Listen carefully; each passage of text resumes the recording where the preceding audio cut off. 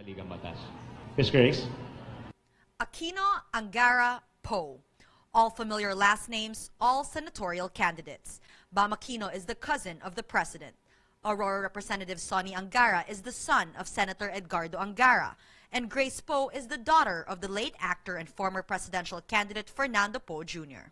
All three are running for Senate for the first time, under the ticket of the administration.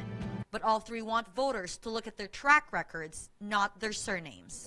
Kung titingnan niyo naman po, ang aming mga track record, bago kami pumasok sa politika, in the case of Sonny, nung pumasok siya sa politika, ay makikita naman po na mapagkakatiwalaan po kahit noon pa.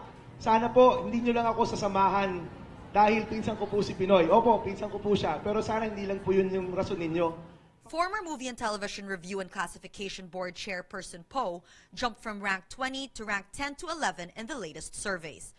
Poe knows it is because of her last name, but says it's okay. She plans to push for the advocacies her late father never had the chance to do, but is also confident of her own achievements at the MTRCB. Bayan, ako naman po ay naghanda rin. Hindi naman porkit na anak ako ni FPJ, kaya lang ako tumatakbo.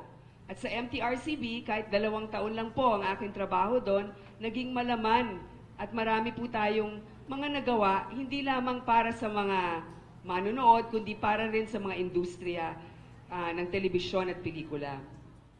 They are among the youngest candidates in the race. Speaking to college students at the Universidad de Manila, they share their plans for the youth, a common goal, education reform and job generation.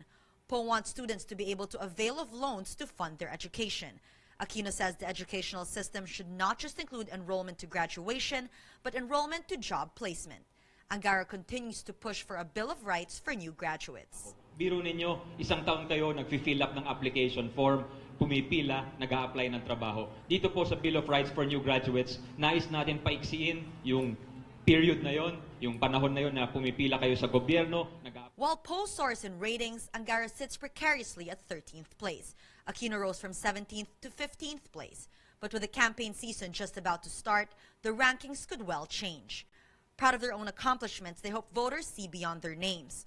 Although surnames like theirs won't hurt and could be the boost they need to stay in the Magic 12. Natasha Gutierrez, Rappler, Manila.